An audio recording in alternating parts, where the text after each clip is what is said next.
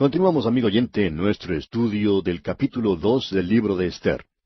Y vamos a comenzar nuestra lectura en el versículo 16. Interrumpimos nuestra lectura en el programa anterior en el preciso momento en que esta joven Esther estaba lista para ir a la presencia del rey.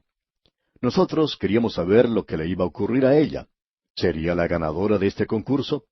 Y lo interesante de todo esto es que sí, que ella fue la ganadora.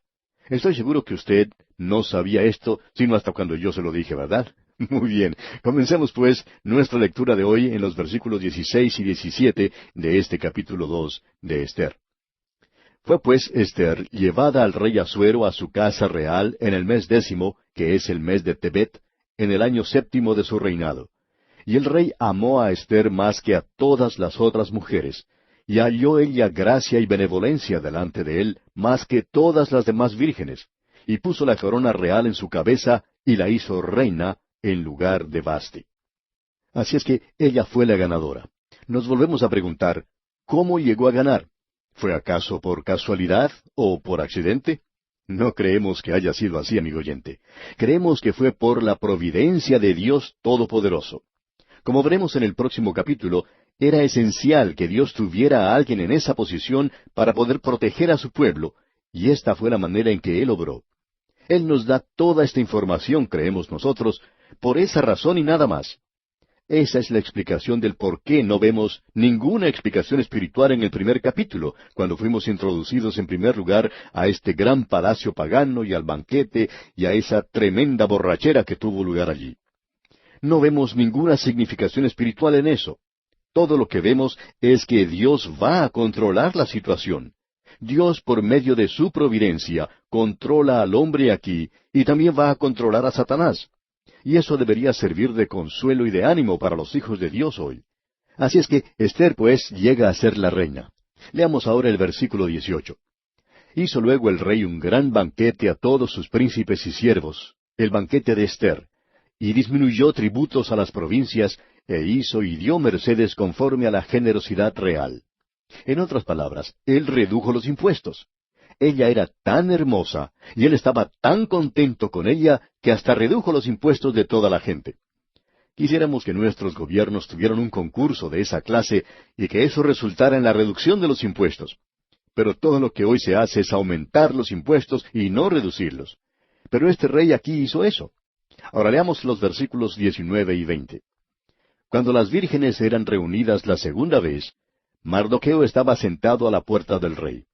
Y Esther, según le había mandado Mardoqueo, no había declarado su nación ni su pueblo, porque Esther hacía lo que decía Mardoqueo, como cuando él la educaba.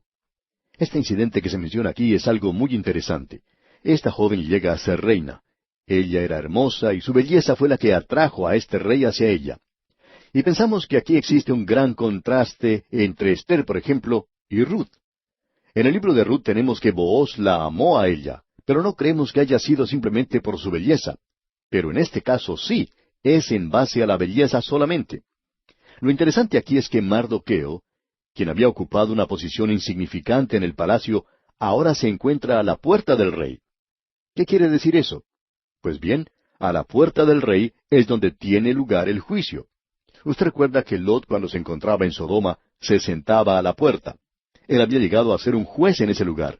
Y aquí tenemos a Mardoqueo, y de pronto él deja esa humilde posición que tenía en el palacio, y llega a ser ahora un juez. Ha llegado a la Corte Suprema de Justicia, pudiéramos decir. En esos días, el tribunal no se encontraba en el centro de la ciudad como en la actualidad, sino que se hallaba a la puerta de la ciudad, por la sencilla razón que había un muro alrededor de la ciudad y cada uno entraba y salía por ese lugar. Así que este era el lugar donde se congregaban, y ahora tenemos a este hombre Mardoqueo sentado a la puerta. Nos preguntamos, ¿cómo hizo Mardoqueo para llegar de pronto a ser juez cuando él antes había ocupado una posición bien insignificante? ¿Fue acaso por su habilidad? Pues podemos decir que él era un hombre que poseía bastante habilidad, pero no creemos que haya llegado a esa posición gracias a eso.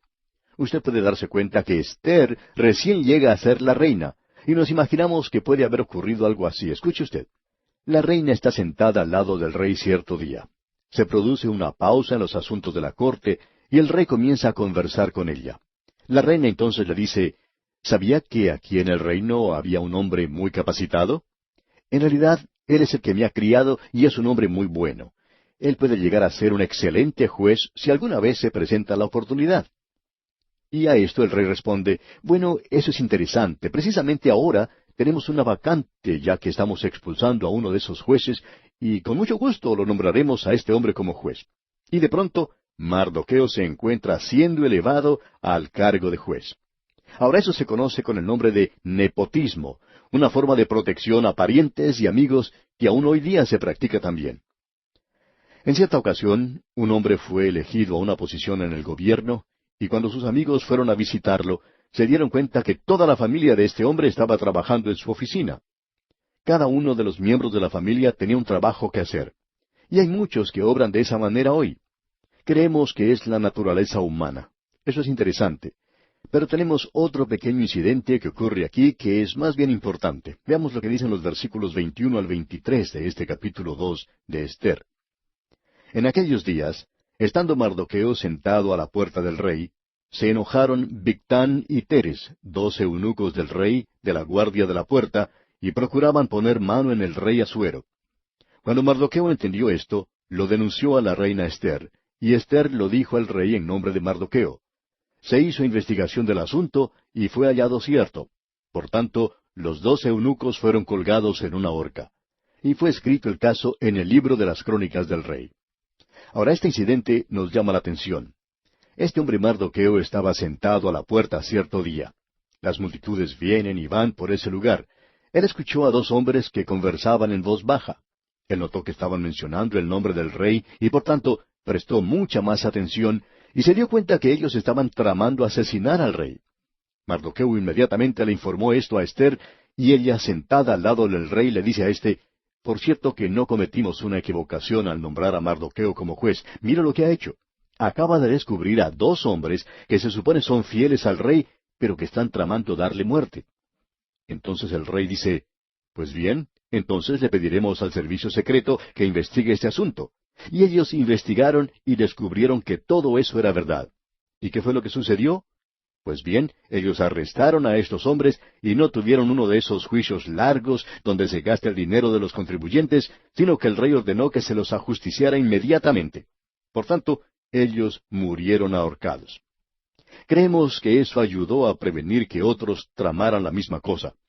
Por supuesto que en esos días esta gente no era muy civilizada y no toleraban estas cosas fuera de la ley, de manera que ejecutaban a los criminales inmediatamente. Lo que es importante para nosotros aquí es que esto fue escrito en las crónicas del rey. Pero no hubo ninguna mención allí de que se le había dado alguna recompensa a Mardoqueo porque él no había recibido nada por lo que había hecho. Nos imaginamos que él habría pensado muchas veces en esto y tal vez diría, bueno, le salvé la vida al rey y por lo menos podría haberme dado una felicitación o una medalla de cuero. Por lo menos merezco eso. Pero el asunto de la recompensa fue pasado por alto. ¿Por qué? Pues bien, como el resto de las cosas que están ocurriendo, Dios las está mencionando para dejarnos saber que Él está en control de todo. Dios, por medio de su providencia, está dirigiendo esto. Llegamos ahora al capítulo 3, y podemos darle como título Amán y el antisemitismo. Leamos el primer versículo de este capítulo 3 de Esther. Después de estas cosas, el rey Asuero engrandeció a Amán, hijo de Amedata, Agageo, y lo honró, y puso su silla sobre todos los príncipes que estaban con él. Aquí tenemos a este hombre llamado Amán. Él es uno de aquellos que por mucho tiempo ha llevado a cabo una campaña de antisemitismo. Esto tiene una larga vigencia, comenzando con el faraón de Egipto. Usted recuerda que él trató de eliminar a esta gente dando muerte a todos los primogénitos. Él pensó que de esta manera podría detener la explosión demográfica, pero el propósito era el de eliminar a la nación de Israel. Y aquí tenemos ahora a Amán. Y uno puede pasar a través de toda la historia de este mundo y puede encontrar una y otra vez que han existido intentos de eliminar a esta gente. Desde Amán hasta Hitler, y aún en el día de hoy, encontramos que hay naciones que están tratando de promover el antisemitismo entre ellos. Ahora Dios desde el mismo principio comenzó a proteger a este pueblo. Él lo tenía que hacer porque ellos eran los que tenían a su cargo su revelación. La revelación que Dios tenía para el hombre llegaría por medio de los judíos, así como el Salvador, el Mesías, también llegaría por medio de ellos. Y así ha sido. Dios le dijo a Abraham, bendeciré a los que te bendijeren, y a los que te maldijeren, maldeciré. Ahora, quiera usted esto o no, Dios ha cumplido eso. Eso ha sido cumplido literalmente a través de las edades. Dios fue un poco más allá en el tiempo de Isaías. Allá en el libro de Isaías, capítulo 54, versículo 17, dijo Dios, ninguna arma forjada contra ti prosperará, y condenarás toda lengua que se levante contra ti en juicio.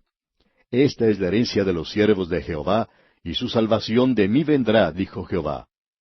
Dios dijo, ninguna arma forjada contra ti prosperará. Muchas personas habían pensado que Hitler podía llegar a ser un dictador mundial, y por ese temor muchas naciones tomaron parte en la Segunda Guerra Mundial. Pero Dios intervino, Dios obró, Dios detuvo a esta gente. Detuvo a Amán y también detuvo a Hitler. Estamos comenzando a ver aquí por qué Dios motivó que Esther llegara al trono, porque si ella no hubiera estado en ese lugar, este Amán antisemita podría haber exterminado a este pueblo, porque esa era su intención. Ahora notemos lo siguiente. Este hombre Amán era llamado Agageo. Y si uno lee allá en el primer libro de Samuel, por ejemplo, se puede dar cuenta que en esa época los agageos eran los amalecitas. Los agageos provenían de la familia real. Dios le dijo a Saúl que tenía que matar a todos los amalecitas. ¿Pero qué fue lo que hizo Saúl? Le perdonó la vida al rey Agag. Hay muchas personas que piensan que hacer cosas así es demasiado cruel de parte del Señor. Pero usted puede apreciar que cuando el Señor manda hacer algo, que puede parecer cruel para usted y para mí, Él tiene una razón para hacerlo, y sabe algo que nosotros no sabemos. Hay algunas personas que parecen estar encontrando contradicciones en la Biblia y parecen ser tan inteligentes que aún creen saber más que Dios mismo, y que ellos saben algo que Dios no sabe, y que en la palabra de Dios se cometió alguna equivocación. El que podría cometer una equivocación aquí sería aquella persona que dijera, ¿no es una vergüenza que Dios dé un mandamiento como este de destruir a los amalecitas? Si Saúl hubiese obedecido a Dios y destruido a los descendientes de Agag, entonces no hubiera existido este hombre Amán. Opinamos que por lo menos unos 2 millones de personas murieron a causa de este hombre, a pesar de todo lo que se hizo por detenerlo. Muchos murieron a causa de su presencia. Así es que pensamos que si Saúl hubiera cumplido en su época el mandamiento de destruir a todos los agageos, entonces él hubiera salvado más vidas humanas. Hubiera sido algo bueno y no algo malo. Pero los críticos no parecen conocer lo que Dios conoce, y Dios conoce lo que el futuro depara. Pues bien, aquí tenemos a Amán. Él es un agageo y es un hombre de mucha habilidad. ¿Pero qué es lo que sucede? El rey lo coloca a él en una alta posición y lo pone, como dice aquí, sobre todos los príncipes que estaban con él. Y eso quiere decir que ahora él se ha convertido en el primer ministro y ocupa esa alta posición. Y dice en el versículo 2 de este capítulo 3 de Esther, y todos los siervos del rey que estaban a la puerta del rey se arrodillaban y se inclinaban ante Amán, porque así lo había mandado el rey. Pero Mardoqueo ni se arrodillaba ni se humillaba. El rey había mandado a decir que él tenía un nuevo primer ministro, que su nombre era Amán, y que él quería que todos se inclinaran ante éste y que reconocieran su posición. Y luego se nos dice aquí, pero Mardoqueo ni se arrodillaba ni se humillaba. Amigo oyente, estamos preparados a cambiar nuestra forma de pensar en cuanto a este hombre Mardoqueo. Ya hemos dicho que íbamos a hacer eso, y es exactamente lo que tenemos que hacer ahora, es decir, cambiar nuestra forma de pensar en cuanto a este hombre. Me siento como queriendo lanzar el sombrero al aire, si tuviera sombrero, por supuesto, porque este hombre se niega a inclinarse ante Amán, y esto parece ser algo bastante fuera de lo común. Pensamos que todas las demás personas que se encontraban en ese lugar se arrodillaban ante este hombre, se inclinaban hasta tocar el suelo, no simplemente inclinando un poco la cabeza, sino tocando el suelo prácticamente con la frente. Y aquí tenemos a este pequeño hombre que se mantiene erguido y que no se inclina ante Amán. ¿Y por qué no se inclina? Pues bien, este hombre fue criado bajo la ley mosaica y se le había dicho que no debía inclinarse ante nada, solo ante Dios. Dios era el único ante quien debía inclinarse. No tendrás dioses ajenos delante de mí, había dicho el Señor. Usted no tiene que inclinarse o adorar o hacer nada como esto. Así es que este hombre no lo iba a hacer. Debemos decir algo más sobre Mardoqueo. Mardoqueo y Esther no eran lo suficientemente fieles como para regresar a Jerusalén. Sin embargo, ellos estaban dispuestos a arriesgar su propia vida para poder salvar a su pueblo. Por tanto, Sentimos mucho haber dicho lo que dijimos antes sobre Mardoqueo. Usted y yo, amigo oyente, debemos reconocer lo siguiente. Tenemos que dejar que Dios determine quién es fiel. Nosotros no somos los que tenemos que determinar eso. Este hombre Mardoqueo ahora no está siendo un político muy hábil. Él no se está inclinando porque ha sido enseñado de cierta forma, y en esa enseñanza, aunque él está desobedeciendo a Dios al no haber regresado, en esa enseñanza se le dijo a él que no debía inclinarse ante nadie, solamente ante Dios. Y leemos entonces en el versículo 3, y los siervos del rey que estaban a la puerta preguntaron a Mardoqueo, ¿por qué traspasas el mandamiento del rey? Ellos le decían a Mardoqueo, bueno, estás haciendo algo tonto. Estás arriesgando tu posición y tu vida. Inclínate ante ese hombre. Pero Mardoqueo no quería hacer eso. Y ya podemos ver a este hombre Amán llegando al palacio todos los días, y toda la gente se inclinaba ante él, con excepción de Mardoqueo. Y vemos en el versículo 4, aconteció que hablándole cada día de esta manera, y no escuchándolos él, lo denunciaron a Amán para ver si Mardoqueo se mantendría firme en su dicho, porque ya él les había declarado que era judío. Hasta entonces, él no había revelado su nacionalidad, y finalmente le preguntaron, ¿por qué haces eso? Es una tontería, es algo absurdo. ¿Por qué no te inclinas? Y por fin él les dice, bueno, es que yo soy judío. Y en el momento en que él le dice eso, él hace público también su religión. Él adoraba al Dios único y verdadero. Él había sido enseñado lo que dice allá en Deuteronomio capítulo 6, versículo 4, donde leemos, Oye Israel, Jehová nuestro Dios, Jehová uno es. O sea, Jehová, el Dios plural, Jehová uno es. Él tenía que declarar esto al mundo de la antigüedad, al mundo de la idolatría, de la unidad de la deidad. En el día de hoy no estamos en un mundo de la idolatría politeísta de entonces. Sin embargo, estamos en un mundo de ateísmo. Y tenemos que declarar en el día de hoy la Trinidad, el Padre, el Hijo y el Espíritu Santo. Ahora Mardoqueo en esta ocasión en particular ha tomado su posición y los demás saben por qué. Porque el judío de ese día era conocido en todas partes como aquel que adoraba al Dios único y verdadero. Leamos ahora el versículo 5. Y vio Amán que Mardoqueo ni se arrodillaba ni se humillaba delante de él, y se llenó de ira. Normalmente, si este Amán hubiera sido un gran hombre y se le hubiera traído este asunto a su atención, él hubiera dicho, ahora no me molesten, si no se quiere inclinar, si quiere ser diferente, pues que lo haga. Pero a Amán le molesta mucho la actitud de Mardoqueo y él odia a este pequeño hombre. Él no solo va a demostrar su odio contra él, sino que lo va a hacer en contra de todo el pueblo. Y leemos aquí en el versículo 6, pero tuvo en poco poner mano en Mardoqueo solamente, pues ya le habían declarado cuál era el pueblo de Mardoqueo. Y procuró Amán destruir a todos los judíos que había en el reino de Asuero, al pueblo de Mardoqueo. Ahora nosotros podemos apreciar la trama aquí. Este hombre está obrando, tratando de destruir a toda la nación de Israel. Usted puede ver que Dios está actuando detrás del escenario en esta corte pagana, impía, colocando a alguien en el trono al lado mismo del rey, para que en el momento preciso pudiera intervenir en su beneficio. Podemos apreciar que Dios está en las sombras, cuidando a los que le pertenecen. Cuán importante es notar esto en el día de hoy, amigo oyente. Ahora nuevamente hemos llegado a un lugar importante en nuestra historia, y es bueno llegar a este punto y detenernos en esta historia que continuará. ¿Qué es lo que va a hacer Amán? ¿Cómo va a manipular las cosas para poder eliminar a esta gente?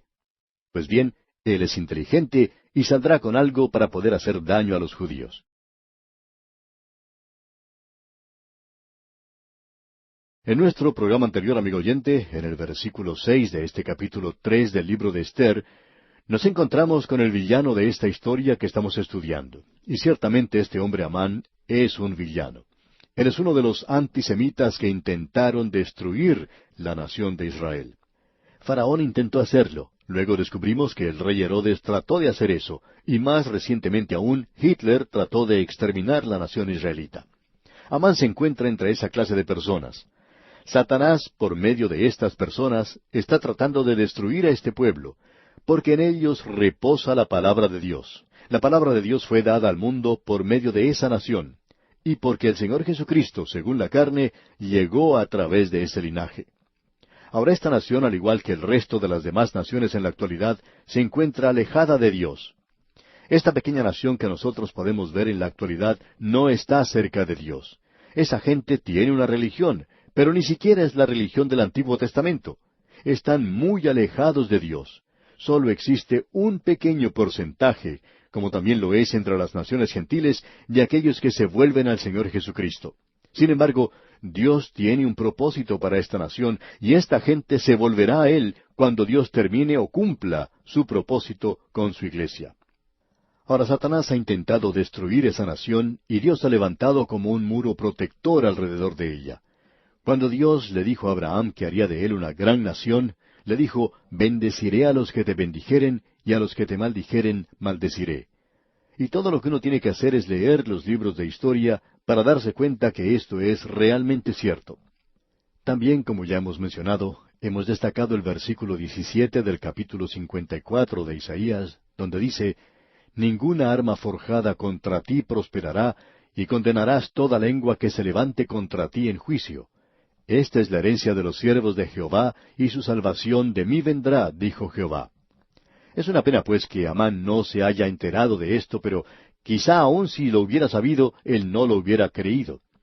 Y es una lástima que no lo haya creído porque le habría evitado a él muchos problemas. Pero este hombre, Amán, ha sido elevado a una posición muy alta en este gran imperio mundial. Él es el primer ministro.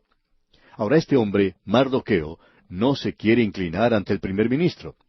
Y nos alegramos de eso ahora. Él está tomando una posición que debió haber tomado antes. Pero por lo menos lo está haciendo ahora. Porque así se le enseñó a él según la ley de Moisés. Y él entonces está tomando su posición al lado de Dios. Él no se inclina ante Amán.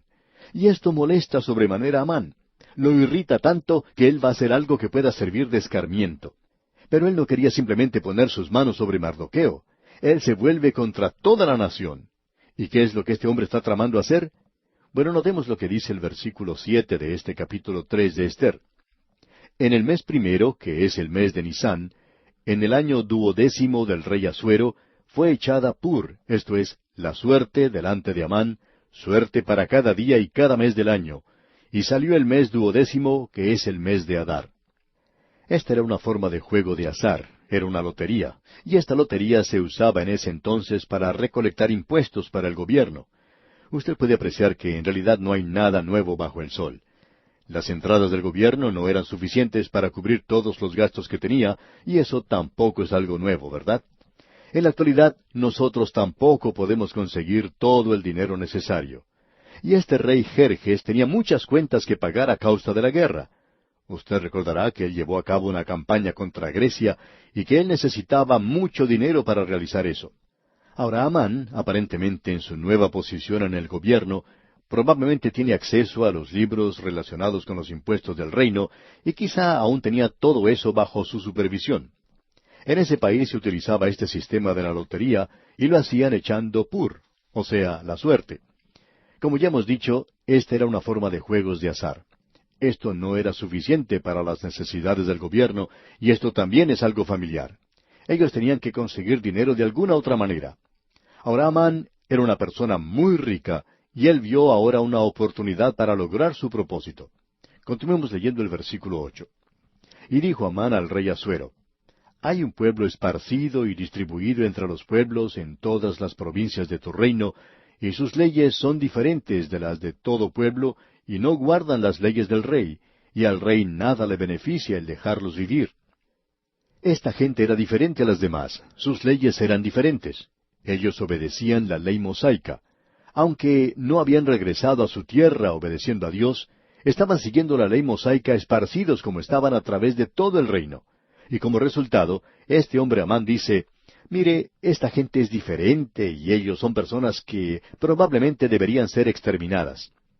Él concibió una idea, y era que él podía dar cierta cantidad de dinero para los tesoros del rey, y aparentemente la cantidad que él menciona era lo suficiente como para saldar el déficit existente.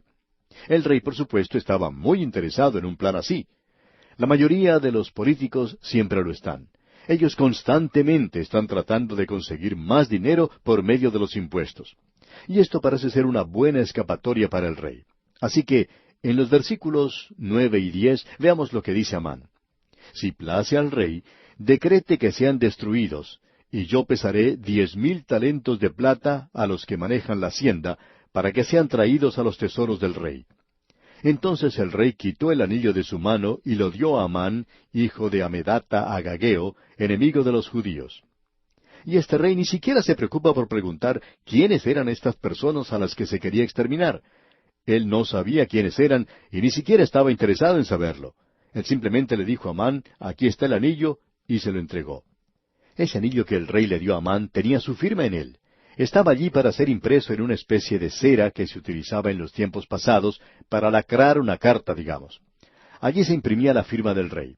Es de notar que en esos días muy pocas personas sabían escribir, y quizá el rey mismo no lo sabía hacer, pero ese anillo era la firma del rey. Por tanto, él simplemente se saca el anillo de su mano y se lo entrega a Amán y le dice, cualquier cosa que quieras hacer para exterminar a esas personas, lo puedes hacer con mi autorización. Quizá alguien diga, bueno, esto es ciertamente algo que no muestra ningún interés o compasión por la vida humana. Pero, ¿espera usted, amigo oyente, que este rey muestre compasión por la vida humana? Él había disipado su riqueza, la riqueza de su reino, en una campaña guerrera contra Grecia. Existen diferentes opiniones en cuanto al número de personas que murieron en esa campaña, pero quizá haya alcanzado a unos 2 millones. Pero eso no le molestaba a él en lo absoluto. No le molestaba para nada que 2 millones de hombres hubieran sacrificado sus vidas por una equivocación suya. Ahora, de todos modos, él entrega su anillo a su primer ministro y Amán lo va a utilizar. Continuemos leyendo los versículos 11 y 12 de este capítulo 3 de Esther. Y le dijo, la plata que ofreces sea para ti, y asimismo el pueblo, para que hagas de él lo que bien te pareciere. Entonces fueron llamados los escribanos del rey en el mes primero, el día 13 del mismo, y fue escrito conforme a todo lo que mandó Amán, a los sátrapas del rey, a los capitanes que estaban sobre cada provincia, y a los príncipes de cada pueblo, a cada provincia según su escritura, y a cada pueblo según su lengua. En nombre del rey Asuero fue escrito, y sellado con el anillo del rey. Él lleva este mensaje a través de todo el imperio. Era un esfuerzo mayúsculo. Usted recordará que el imperio de los Medas y los Persas se extendía desde la India a través de Asia hasta el mar Mediterráneo, y allí continúa hacia Europa, incluye toda Asia Menor y alcanza hasta África a través de Egipto hasta Etiopía. Era un reino muy amplio. Y había gente allí que hablaba muchos idiomas, por lo menos 127. Pero uno también debe darse cuenta que había muchas tribus diferentes en estas provincias. No sé cuántas hayan sido ellas, pero cuando uno las pone todas juntas, se da cuenta que hay gran cantidad de idiomas. Y como resultado, este decreto, esta ley del rey, tenía que ser escrita en el idioma de todos esos pueblos. Este es un proyecto del gobierno bastante grande. Así es que se llama a los escribas, y les aseguro que para llevar a cabo los negocios de este reino en esos días era algo bastante complicado y vasto. Probablemente tendrían edificios por todas partes, y los escribas que podían traducir a esos idiomas se encontraban trabajando en uno de esos edificios. Se los llamó y se dedicaron a traducir ese decreto del rey a todos los idiomas que se hablaba en todo el reino. Luego tuvieron que hacer varias copias porque tenían que tener suficientes para alcanzar a toda la provincia. A las puertas se encontraban atados los dromedarios, los camellos, los burros y algunos mensajeros que corrían simplemente a pie. Todos estos mensajeros llegaban, tomaban las copias que les correspondía y salían en dirección a la ciudad que les tocaba. La gente que vivía en la capital, Susa, podía observar toda esta actividad y pensaba, bueno, está sucediendo algo que es de mucha importancia para la nación. Todo este movimiento en la ciudad capital les llamaba la atención. Y luego esa ley es publicada en la misma ciudad. Veamos el versículo 13. Y fueron enviadas cartas por medio de correos a todas las provincias del rey, con la orden de destruir, matar y exterminar a todos los judíos, jóvenes y ancianos, niños y mujeres, en un mismo día, en el día 13 del mes 12, que es el mes de Adar, y de apoderarse de sus bienes. Así era el decreto que estaba siendo publicado. Era un decreto antisemita de la peor clase. Esa clase de infección ha contagiado a toda la raza humana. Y su base es satánica. No interesa lo que usted pueda pensar de los judíos, amigo oyente. Pero usted y yo, como creyentes, no debemos tomar parte en ninguna clase de antisemitismo. Eso es satánico, no es de Dios. Después de todo, Dios es misericordioso y Él ha sido misericordioso con nosotros. Él será misericordioso con ellos. Prosigamos ahora con el versículo 14 de este capítulo 3 de Esther. la copia del escrito que se dio por mandamiento en cada provincia fue publicada a todos los pueblos, a fin de que estuvieran listos para aquel día. Usted se puede dar cuenta del efecto que esto había tenido sobre esta gente. Sigamos adelante ahora con el versículo 15. Y salieron los correos prontamente por mandato del rey, y el edicto fue dado en Susa, capital del reino. Y el rey y Amán se sentaron a beber, pero la ciudad de Susa estaba conmovida. La capital del reino, Susa, estaba perpleja. La gente de esa ciudad no podía comprender todo esto. Esta gente no era traidora, ellos no habían cometido ningún crimen. ¿Y por qué se debería tomar medidas tan extremas como esta, la de tratar de exterminarlos? Así es que, a través de todo el reino, los mensajeros del rey llevan este decreto. Cuando esta gente que vivía en la capital recibió primero la noticia, quedaron totalmente conmovidos. Pero eso no le molestó para nada al rey. Él y Amán se sentaron juntos y se pusieron a beber. Allí pasaron unos momentos muy alegres. Pero el rey no se había dado cuenta que ese decreto, que esa ley, también tenía un efecto sobre la reina. Él no sabía aún que ella pertenecía a la nación de Israel y no se había percatado de ello. Él se dará cuenta de eso muy pronto, pero la ley se ha publicado para exterminar a todo ese pueblo. Ahora, esa ley no puede ser cambiada. Ya hemos visto una ley que había apartado a la reina Vasti y que no podía ser cambiada, ni el mismo rey la podía cambiar. Ahora, esta ley que ha sido promulgada y aprobada con la firma del rey es la ley de los medos y los persas, y no puede ser cambiada. Ahora, ¿cómo puede Dios salvar a su pueblo? Tiene que haber otro decreto escrito por el rey. Alguien tiene que intervenir. Y podemos decir de paso que Dios ha estado preparando el camino para esto. Cuando comenzamos a estudiar este libro, hablamos de la providencia de Dios. Observamos lo que ocurría en un palacio pagano, donde una tremenda borrachera estaba teniendo lugar y donde varios miles de personas estaban participando de un banquete. Se nos reveló un escándalo en la familia del mismo rey cuando la reina no quiso obedecer la orden del rey y es puesta a un lado. Quizá alguien pregunte, ¿qué tiene que ver esto con lo que ocurre ahora? Amigo oyente, tiene mucho que ver. Dios está obrando. Dios está colocando en una posición al lado mismo del trono a una persona que será el medio por el cual esta gente puede ser salva. Y Dios lo hace por medio de su providencia. Este rey nunca dijo, bueno, yo quiero hacer la voluntad de Dios. Él no está interesado en la voluntad de Dios, pero Dios va a controlar la situación. Podemos pensar en otro incidente.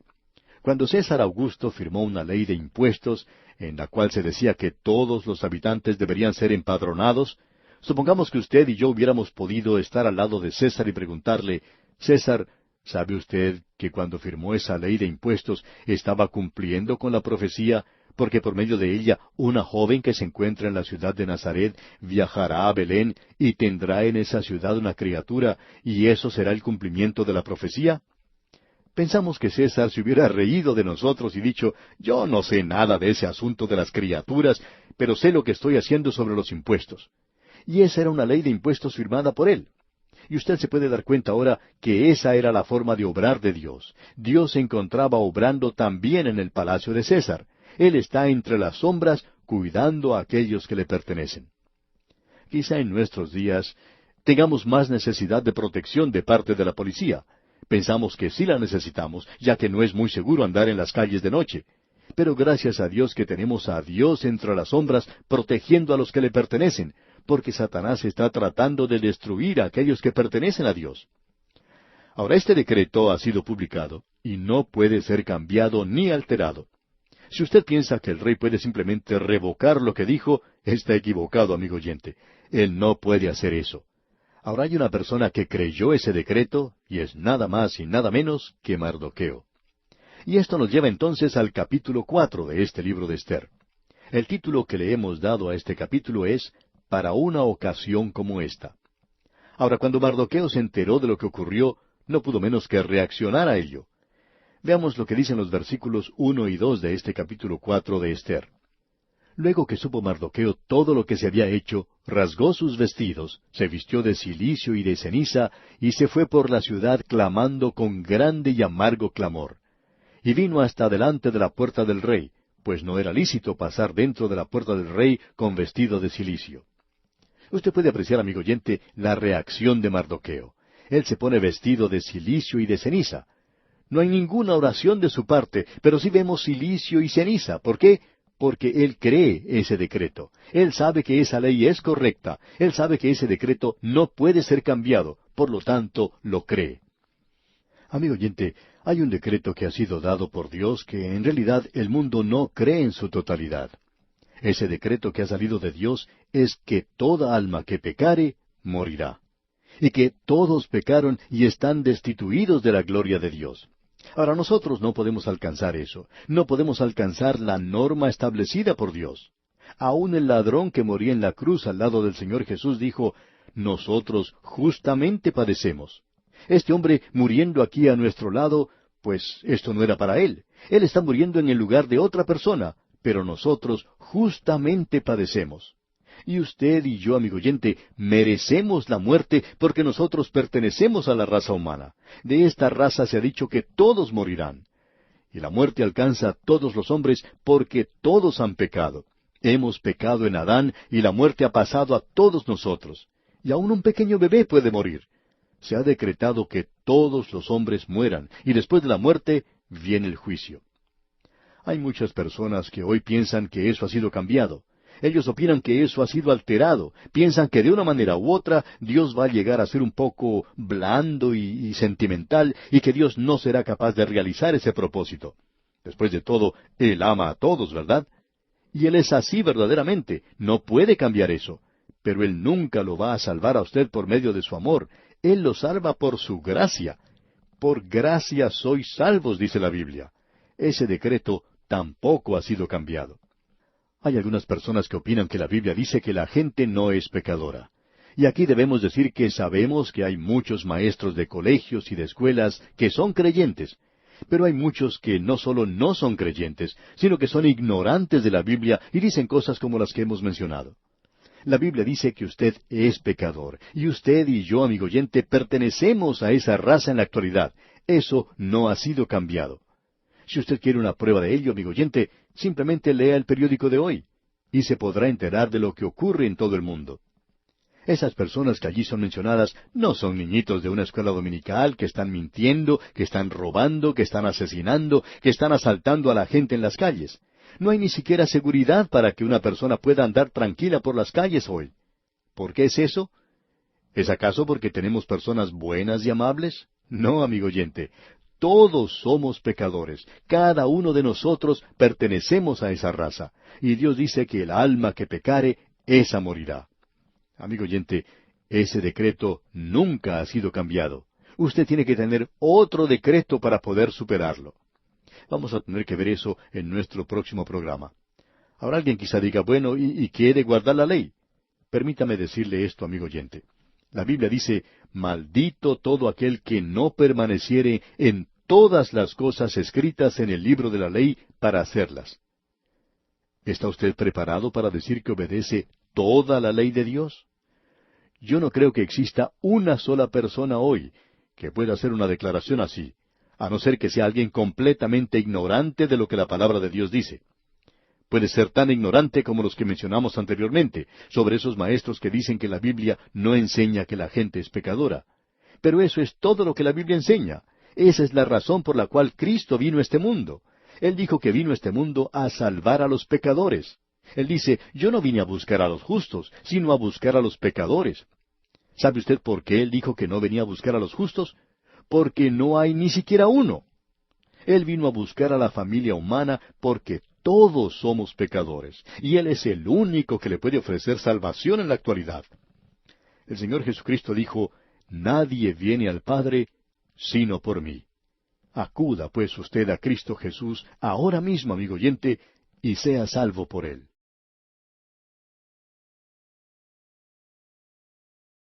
Continuamos hoy, amigo oyente, nuestro estudio del capítulo 4 de este libro de Esther. En nuestro programa anterior vimos que un decreto se había publicado en el reino con la firma del rey Jerjes, es decir, el rey le había dado su anillo a su primer ministro Amán, y éste imprimió la firma del rey en la cera que se usaba para esos casos, y el decreto se publicó. Allí se decía que los judíos deberían ser destruidos. Ahora, en ese reino tendría que haber varios millones de judíos. Quizá podríamos estimar y decir que probablemente había unos 15 millones en esa época en el imperio de los medos y los persas. De llevarse a cabo esa matanza, tendría que haber sido algo terrible. También era algo sin necesidad y sin justificación. Simplemente porque un hombre en el poder se ofendió porque un subalterno de menor importancia no se inclinaba ante él. A causa de eso, este hombre quiere ahora exterminar a toda una nación. Esto es algo verdaderamente satánico, por supuesto. Esta ley, pues, es firmada y publicada, y nosotros vimos a alguien que creyó en ese decreto, y ese hombre era el mismo Mardoqueo. Él, pues, se viste de cilicio y de ceniza. Y dijimos antes que también un decreto había salido de parte de Dios diciendo que toda alma que pecare, esa morirá. Y esto no ha sido cambiado. Continuemos hoy nuestro estudio y veamos lo que dice el versículo 3 de este capítulo 4 de Esther. Y en cada provincia y lugar donde el mandamiento del rey y su decreto llegaba, tenían los judíos gran luto, ayuno, lloro y lamentación. Cilicio y ceniza era la cama de muchos. Toda esta gente había creído en ese decreto. Ellos creyeron en la ley. Pero notamos algo aquí. No había oración. ¿Por qué? Bueno, porque ellos se encuentran fuera de la voluntad de Dios. Ciro había hecho un decreto según la voluntad de Dios de que ellos deberían regresar a su propia tierra. Pero ellos no lo han hecho y están fuera de la voluntad de Dios. Así que, en el estado en el que ellos se encuentran, no son capaces de dirigirse en oración a Dios. Ahora, Esther es la reina y ella se siente perfectamente segura, sin peligros, porque es la reina. Notemos lo que ella hace. Y vinieron las doncellas de Esther y sus eunucos y se lo dijeron. Ahora ella se siente avergonzada por lo que está ocurriendo. Su padre adoptivo está allá afuera vestido en cilicio y en ceniza, andando de un lado para otro, quejándose, lamentándose, llorando. Y ella está terriblemente avergonzada de todo esto. Entonces, ¿qué es lo que hace? La segunda parte del versículo 4 dice, Entonces la reina tuvo gran dolor, y envió vestidos para hacer vestir a Mardoqueo y hacerle quitar el cilicio, mas él no los aceptó. La reina Esther se sentía muy segura en su posición, de modo que ella le envía esta ropa a Mardoqueo. Tiene que haber sido ropa muy elegante, muy fina y costosa, de bellos colores. Ella quizá le había enviado alguna de las cosas de última moda que se encontraban en el reino en ese entonces. Pero usted puede apreciar que todos los colores hermosos y las ropas nuevas no pudieron cambiar el edicto del rey. Eso no cambiaría el decreto que ha sido publicado y no quita la mancha que estaba sobre ellos. ¿Sabe, amigo oyente, que en el día de hoy hay muchas personas que tratan con el pecado en muchas formas diferentes? Algunos tratan este sistema de usar ropas hermosas. Otros son como esa maestra que mencionamos en nuestro programa anterior, que decía que la Biblia no enseña que el hombre es un pecador. Yo no sé cómo uno puede hacer una declaración así, pero parece que esta maestra lo hizo. Y hay algunos maestros que están diciendo cosas que son bastante fuera de lo común en nuestros días, y esta parece ser de ese grupo. Ahora hay otro método que también se utiliza. Hay muchas personas que se visten con la vestimenta de la Reforma.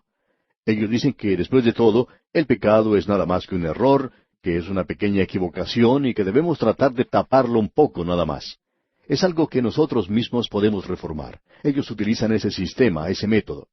Alguien ha dicho que el púlpito moderno se ha convertido en un lugar donde un hombre indulgente se presenta ante un grupo de personas indulgentes y les dice que sean más indulgentes aún.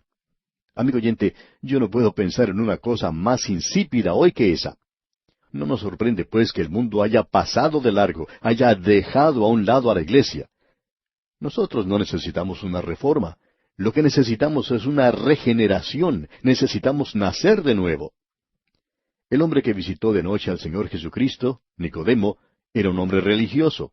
Pero el Señor le dijo que tenía que nacer de nuevo. Necesitamos una nueva naturaleza porque tenemos una naturaleza pecaminosa.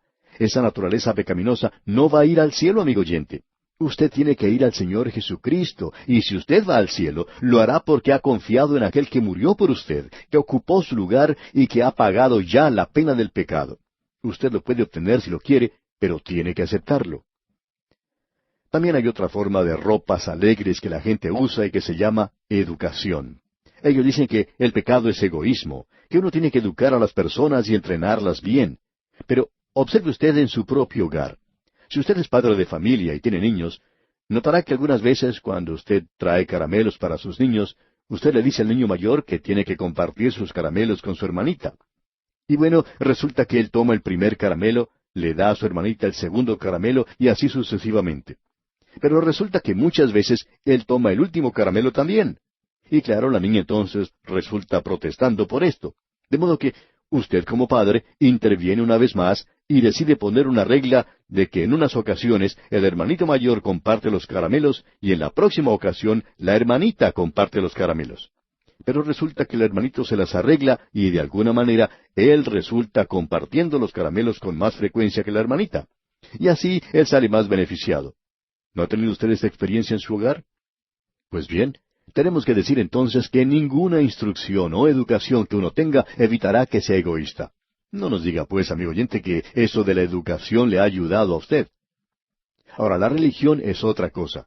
Usted sabe, el pecado es ignorancia. Usted debe volverse a Dios y usted tiene una pequeña chispa dentro de sí mismo y esa chispa necesita ser impulsada un poco para convertirse en llama. Amigo oyente, hay personas que cambian tanto las cosas que terminan diciendo que el pecado es algo bueno. Y eso es lo que finalmente las religiones terminan por decir. Debemos decir que usted necesita una nueva vestimenta. Usted necesita la justicia de Cristo. Y esta es la única cosa que le permitirá a usted estar ante Dios. Así es que este hombre Mardoqueo no quiere aceptar las ropas nuevas que le envía su hija que está en el trono, la reina. Y cuando él le envía a ella las ropas de regreso, ella se da cuenta que hay algo que es bastante serio aquí. Esto no era alguna cosa pasajera. Leamos el versículo 5 de este capítulo 4 de Esther. Entonces Esther llamó a Atac, uno de los eunucos del rey, que él había puesto al servicio de ella, y lo mandó a Mardoqueo con orden de saber qué sucedía y por qué estaba así. Ella quería conocer la respuesta a alguna de sus preguntas. ¿Cuál había sido la causa para que él se vistiera de cilicio y de ceniza? ¿Y por qué lo estaba haciendo? Ella quería saberlo. Y leemos entonces en el versículo 6, Salió pues Atac a ver a Mardoqueo a la plaza de la ciudad, que estaba delante de la puerta del rey. La reina no podía haber hecho eso, como nos podemos dar cuenta. Y allí estaba pues Mardoqueo delante de la puerta del rey. Y veamos ahora los versículos 7 al 9. Y Mardoqueo le declaró todo lo que le había acontecido, y le dio noticia de la plata que Amán había dicho que pesaría para los tesoros del rey, a cambio de la destrucción de los judíos. Le dio también la copia del decreto que había sido dado en Susa, para que fuesen destruidos, a fin de que la mostrase a Esther y se lo declarase, y le encargara que fuese ante el rey a suplicarle y a interceder delante de él por su pueblo. Vino Atac y contó a Esther las palabras de Mardoqueo. Así es que Mardoqueo le envía a Esther una copia del decreto que había sido publicado, y él le dice al mensajero que la reina le había enviado, llévele eso a ella y que la reina lo lea bien. Y amigo oyente, Dios nos ha dado su palabra.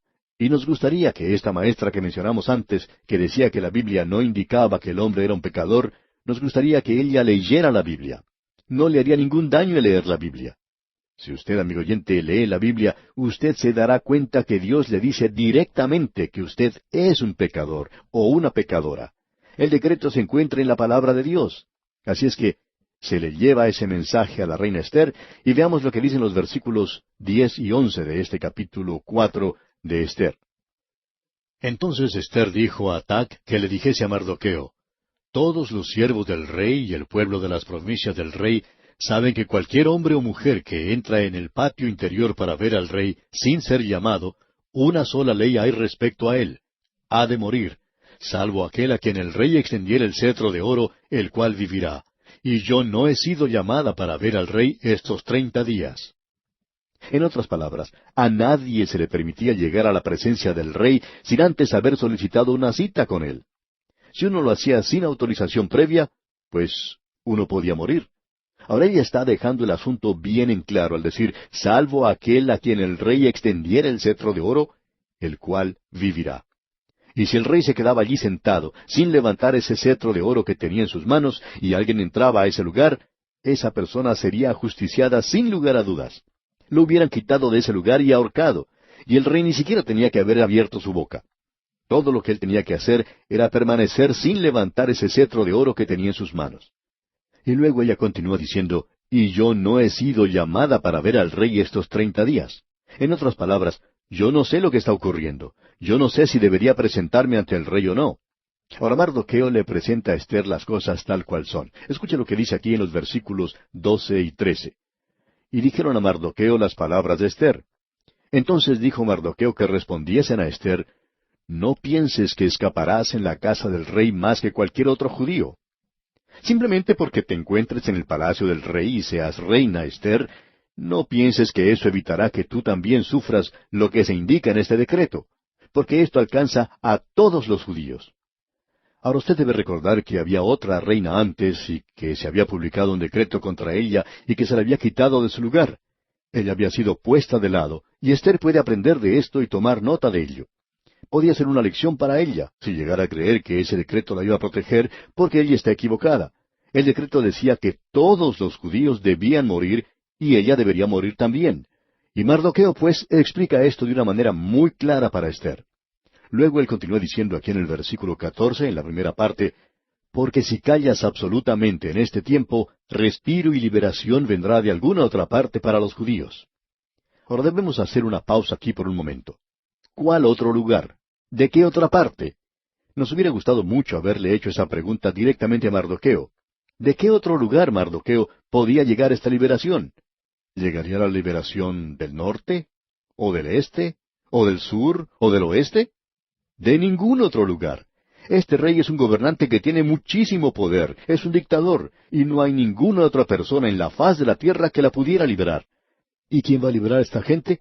Pues bien, él le dijo, Esther, tú estás en una buena posición. Y pensamos que ahora Mardoqueo comienza a darse cuenta que la mano de Dios ha estado obrando aquí, y que ella se encuentra en ese lugar para un propósito. Y él dice, si tú no lo haces, entonces liberación vendrá de algún otro lugar. ¿De dónde? Del único lugar de donde podría venir era de arriba. Y este es el lugar donde estamos más cerca de la posibilidad que se ha mencionado el nombre de Dios en este libro, que la liberación puede venir de alguna otra parte para los judíos. Y continúa Mardoqueo hablando y dice en la segunda parte del versículo 14, Mas tú y la casa de tu padre pereceréis. ¿Y quién sabe si para esta hora has llegado al reino? ¿Quién sabe? Pues bien, Dios por medio de su providencia ha estado obrando. Eso ahora es algo bastante obvio. Él ha preparado todos estos acontecimientos. Dios sabe lo que vendrá. Y esa es la razón por la cual, amigo oyente, usted y yo podemos confiar en Él. Nosotros no solo estamos poniendo nuestra mano en alguien, confiando en alguien que tiene el poder para sostenernos, porque Él lo tiene, sino en alguien que sabe también lo que va a ocurrir en el día de mañana y en el futuro. Él lo sabe y usted puede confiar en Él, amigo oyente. Ahora notemos esto. Escuche lo que dice Esther. Debemos decir antes que Mardoqueo se está convirtiendo ante nuestros ojos en un hombre bastante noble. Sentimos mucho haber dicho lo que dijimos antes de él, pero en esa ocasión él estaba actuando de tal manera que tuvimos que decir lo que entonces pensábamos. Pero ahora él se está revelando y está tomando una posición por Dios. Él está dispuesto a morir por Dios. Escucha ahora lo que Esther dice, y ella también está ascendiendo en nuestra estima. Leamos el versículo 15 de este capítulo 4 de Esther. Y Esther dijo que respondiesen a Mardoqueo. Escucha ahora, estas son las palabras de una mujer noble. La primera parte del versículo 16 dice, Ve y reúne a todos los judíos que se hallan en Susa, y ayunad por mí, y no comáis ni bebáis en 3 días, noche y día. ¿Por qué no dice Esther, orar? Bueno, porque están fuera de la voluntad de Dios. Lo mismo que ocurrió con Jonás cuando se encontraba a bordo de ese barco huyendo de Dios, nada se dice acerca de la oración. Él estaba fuera de la voluntad de Dios. Él no debería estar en ese lugar. Es muy difícil orar cuando uno está fuera de la voluntad de Dios. De modo que Esther dice simplemente ayunar. Pensamos que la oración debería acompañar esto, pero aquí no es mencionado. Ella no se atrevería a mencionar esto. Luego Esther dice, yo también con mis doncellas ayunaré igualmente, y entonces entraré a ver al rey, aunque no sea conforme a la ley. Y escuche lo que dice entonces, y si perezco, que perezca. O sea que ella está dispuesta ahora a morir. Debemos decir que ella ahora muestra que es una persona muy noble, y que cuando está fuera de la voluntad de Dios, ella ahora va a ser fiel. Y nuevamente tenemos que decir, dejemos, amigo oyente, usted y yo, que Dios determine quién será fiel y quiénes son los fieles. Muchos de los creyentes en nuestros días están tratando de juzgar a los demás. Sigamos adelante ahora con el versículo 17 de este capítulo 4 de Esther. Entonces Mardoqueo fue e hizo conforme a todo lo que le mandó Esther. ¿Qué es lo que va a ocurrir ahora? Bueno, vamos a verlo ahora al llegar al capítulo 5. Y llamamos a este capítulo el cetro de la gracia. Notemos lo que dice el primer versículo. Aconteció que al tercer día se vistió Esther su vestido real, y entró en el patio interior de la casa del rey, enfrente del aposento del rey. Y estaba el rey sentado en su trono en el aposento real, enfrente de la puerta del aposento. El rey se encuentra en ese lugar llevando a cabo algunos de los asuntos del reino. Se encuentra aparentemente en un lugar parecido a una plaza o un patio, quizá una zona abierta en un lugar del palacio. Y en este lugar se encuentra la corte del rey. Y toda la gente en ese lugar se encuentra muy elegantemente vestida. Hay mucho color, las marquesinas y los toldos, los tapices, el oro y la plata, el mármol hermoso, todo esto se encuentra en ese lugar y el rey está sentado en su trono. Y esta joven aparece en ese lugar, quizás saliendo de una de las alcobas o de detrás de una de las grandes columnas, y se presenta vestida con su ropa real. Debemos decir aquí que ella era hermosa. En realidad nos hubiera gustado verla. Ella era realmente una belleza. Y notemos lo que ocurre aquí en el versículo 2. Y cuando vio a la reina Esther que estaba en el patio, ella obtuvo gracia ante sus ojos. Y el rey extendió a Esther el cetro de oro que tenía en la mano. Entonces vino Esther y tocó la punta del cetro. Menos mal que le extendió el cetro hacia Esther, porque si el rey no lo hubiera hecho, existía una ley que decía que ella debería morir. Pero él no permitirá que esa hermosa reina sea ejecutada. Así es que él le extiende su cetro. Amigo oyente, Dios ha extendido su cetro hacia nosotros hoy, su cetro de gracia, y Él simplemente le está diciendo que se acerque y que lo acepte. Simplemente extienda su mano por medio de la fe y acepte lo que Él le está ofreciendo. Él no lo hace porque seamos hermosos. Quizá usted lo sea, amigo oyente, pero yo ya me he mirado en el espejo. Yo no soy hermoso. Por tanto, Él no nos está salvando porque seamos hermosos. Ni siquiera somos hermosos por fuera, y menos aún por dentro. Somos terriblemente feos, porque del corazón del hombre, dice el Señor, salen los malos pensamientos. ¿Qué es lo que sale de allí? Los pecados más terribles que uno puede imaginar. ¿Y desde dónde proceden?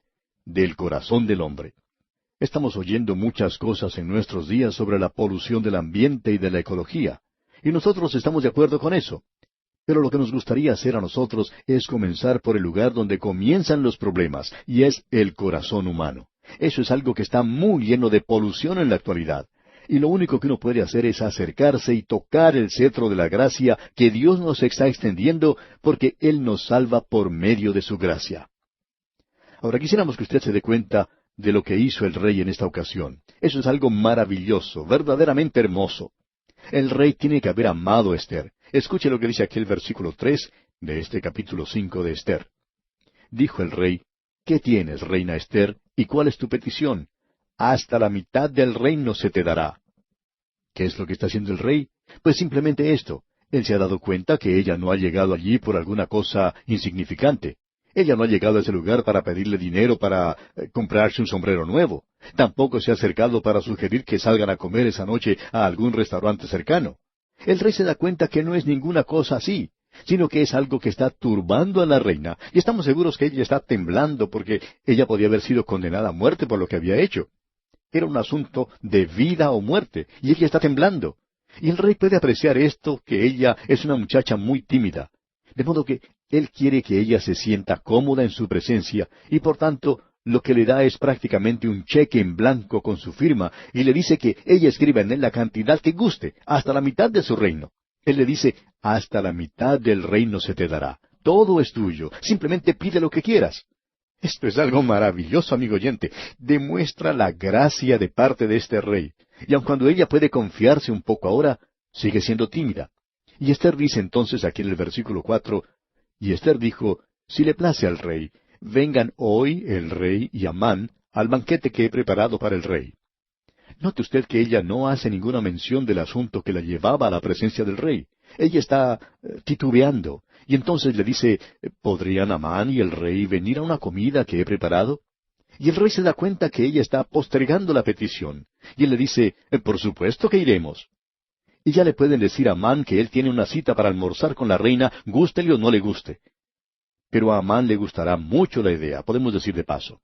Y vamos a detenernos aquí por hoy, amigo oyente, para continuar, Dios mediante, en nuestro próximo programa con el estudio de este libro de Esther, una historia bíblica apasionante.